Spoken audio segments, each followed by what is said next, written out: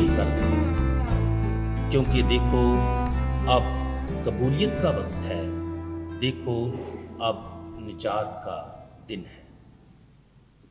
مسیح خداوند میں میرے عزیزو، سب سے پہلے تو آپ سب کو راہ کا بدھ اور روزوں کا مبارک موسم بہت بہت مبارک ہو۔ عزیزو، آج جس طرح کے تعارف میں بھی بیان کیا گیا کہ آج راکھ کا بدھ ہے، ایش وینسڈے، اور عالمگیر کلیسیا راکھ کے بدھ کے ساتھ ہی مسیحی ریاضت اور روزوں کا آغاز کرتی ہے۔ یعنی راکھ کا بدھ روزوں کا پہلا دن یا پہلا روزہ بھی ہے، اور یوں آج کے دن ہی ہم نئے لتوریائی موسم کا آغاز کرتے ہیں، لینٹ سیزن کا۔ عزیزو، جب بات راکھ کے بدھ کی ہے تو ہم کیتھولک مسیحی اور کچھ دیگر کلیسیائیں روزوں کے موسم کا آغاز پیشانیوں پر راکھ لگا کر کرتے ہیں، جو کہ پشیمانی، توبہ اور حلیمی کی علامت ہے۔ حلیم ہونا، پشیمان ہونا، خداوند کی طرف رجوع کرنا۔ اور جب ہم راکھ کے بدھ کی لتوریائی کو دیکھتے ہیں تو اس میں دو بڑے موضوعات ہیں، اور وہ دو موضوعات کیا ہیں؟ پہلا یہ کہ انسان تو خاک ہے اور خاک میں ہی لوٹ جائے گا، اور دوسرا یہ توبہ کرو اور انجیل پر ایمان۔ راکھ کا پیشانیوں پر لگایا جانا اور یہ الفاظ کیا انسان تو خاک ہے اور خاک میں ہی لوٹ جائے گا، یہ الفاظ یقینی طور پر ہم اس وقت سنتے ہیں جب ہم جنازے کے وقت جاتے ہیں یا جنازے میں شریک ہوتے ہیں، اور خاص طور پر جب ہم قبرستان میں ہوتے ہیں۔ اسی وقت کاہن یا خدا کا خادم جو ہے یہ الفاظ ادا کرتا ہے کہ تو اے انسان تو خاک ہے اور خاک میں لوٹ جائے گا۔ تو اس لیے آج کے دن پیشانیوں پر راکھ کا لگایا جانا ہمیں یاد دلاتا ہے کہ ہم انسان ہیں، اور انسان ہوتے ہوئے ہم فانی مخلوق ہیں۔ ایک دن ہمارے جسم خاک میں لوٹ جائیں گے، ہم خاک میں مل جائیں گے یا خاک بن جائیں گے۔ اس لیے یاد دلایا جاتا ہے کہ ہماری زندگی کا دورانیہ جو ہے یہ مختصر ہے، اور ہم نہیں جانتے کہ یہ وقت کب آئے گا یا موت کب واقع ہوگی، کیونکہ یہ سب کچھ غیر متوقع ہے۔ جب یہ الفاظ ہم سنتے ہیں تو ممکنہ طور پر یہ الفاظ کیا انسان تو خاک ہے اور خاک میں لوٹ جائے گا ہمیں خوفزدہ بھی کر سکتے ہیں، پریشان بھی کرتے ہیں کہ ہم انسان ہیں، ہم فانی مخلوق ہیں، ہم خاک میں مل جائیں گے۔ لیکن ان الفاظ میں ایک اور جو دوسرا موضوع ہے اس میں خوشخبری بھی ہے۔ جب ہم یہ کہتے ہیں کہ ہم انسان ہیں اور فانی مخلوق ہیں، لیکن یہ بات بھی ہمیں یاد رکھنی چاہیے کہ مسیح خداوند دنیا کا نجات دہندہ ہم انسانوں کے لیے ہی اس دنیا میں آیا ہے۔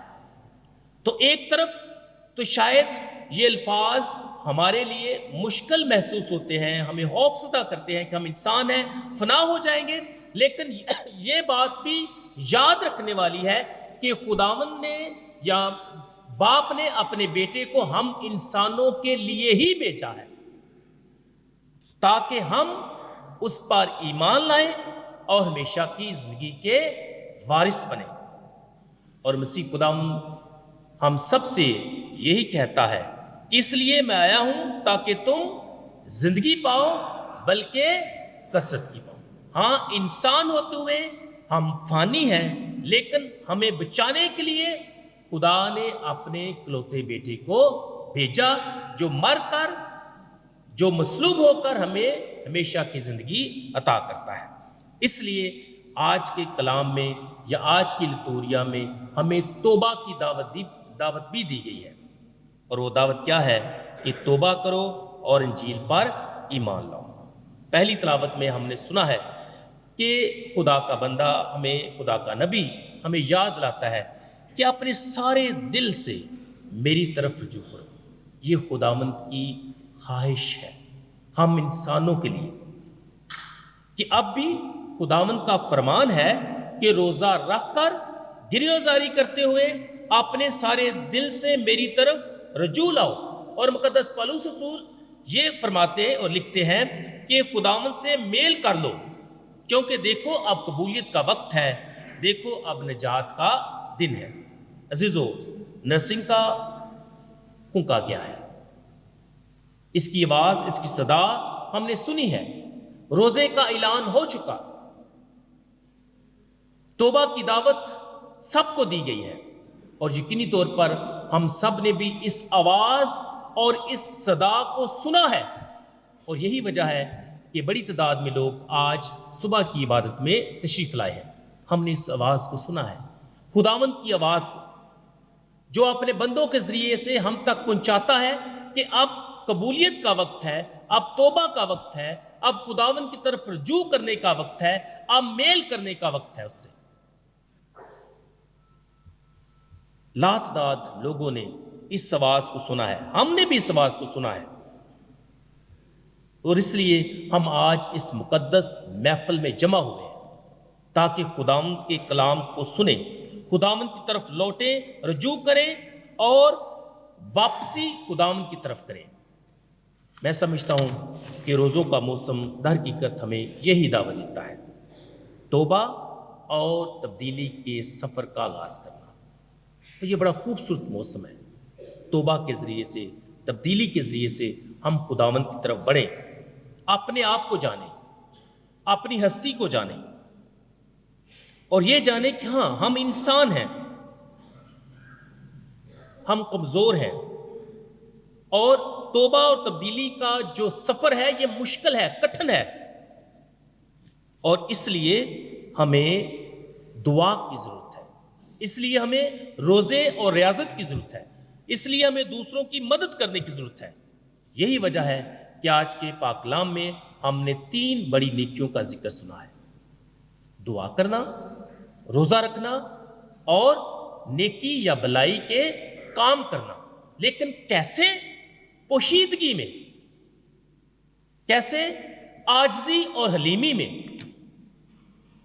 دعا کرنا پوشیدگی میں، خیرات کرنا پوشیدگی میں، روزہ رکھنا دکھاوے کے لیے نہیں بلکہ باپ کو خوش کرنے کے لیے یا اس کی خوشنودی کے لیے۔ اس لیے ابتدا میں ہی، روزوں کی ابتدا میں ہی ہم اپنی پیشانیوں پر راکھ لگاتے ہیں تاکہ ہم عاجز اور حلیم بن کر خداوند کی طرف بڑھیں۔ کیوں؟ کیونکہ ہم گناہ گار ہیں۔ تسلیم کرنا کہ ہاں اے خداوند، میں نے تیری نظر میں گناہ کیا ہے اور اس لائق نہیں رہا کہ تیرا بیٹا کہلاؤں، لیکن باپ ہمیں قبول بھی کرتا ہے اور ہمیں دوبارہ سے اپنے گھر میں واپسی پر خوش آمدید کہتا ہے۔ عزیزو، یہ تینوں اعمال، روزہ، دعا اور خیرات، ہم مجبوری سے نہیں، خوشی سے کرتے ہیں، اور خداوند کو خوش کرنے کے لیے کرتے ہیں، پوشیدگی میں کرتے ہیں، حلیمی اور عاجزی میں کرتے ہیں۔ اس لیے آئیں ان روزوں کے موسم میں ان تینوں نیکیوں پر غور کریں، مسلسل دعا کریں، روزہ رکھیں اور بلائی کے کام کریں۔ عزیزو، اکثر اوقات روزوں کے آغاز میں ہی لوگ سوال کرتے ہیں کہ روزوں کے موسم میں کیا کرنا چاہیے، اور میں ہمیشہ یہی جواب دیتا ہوں کہ روزوں کے موسم میں روزہ رکھنا چاہیے۔ اب دوسرا کہ روزہ کیسا ہونا چاہیے، کس طرح ہونا چاہیے، جس طرح خداوند چاہتا ہے، یعنی روزہ رکھنا لیکن خدا کی پسند کا روزہ جو خدا کو پسند ہے۔ اور خدا کی پسند کا روزہ کیا ہے؟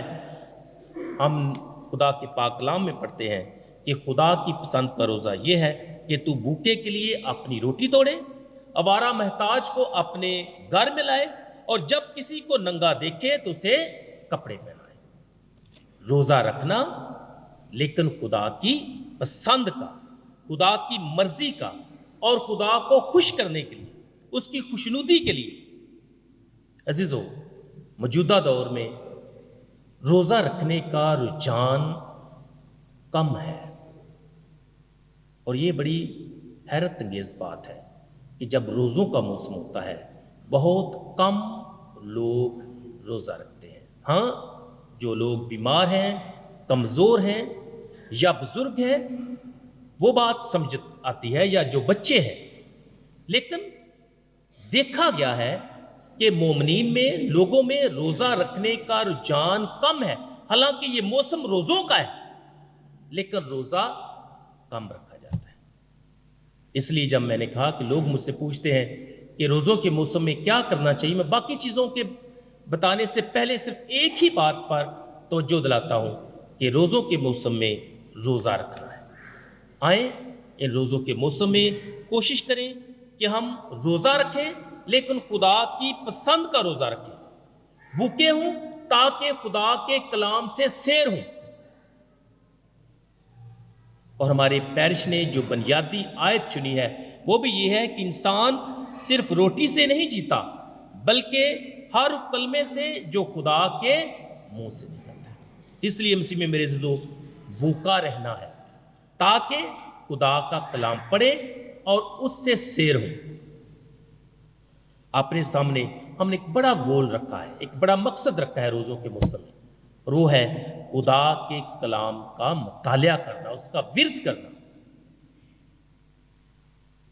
ہم بھوکے رہیں گے، روزہ رکھیں گے، ہم خدا کا کلام پڑھیں گے۔ اس لیے میری خواہش ہے، بلکہ ہماری پورے پیرش کی یہ خواہش اور مقصد ہے کہ خدا کا کلام ہر گھر تک پہنچے، ہر ہاتھ میں ہو اور ہر زبان پر ہو،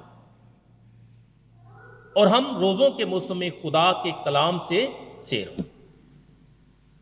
عزیزو، آئیں خدا سے دعا کریں کہ خدا باپ ان روزوں کے موسم میں ہماری بڑی مدد اور رہنمائی کرے تاکہ ہم ان تینوں دو نیکیوں کو کیا کریں، ان پر عمل کریں۔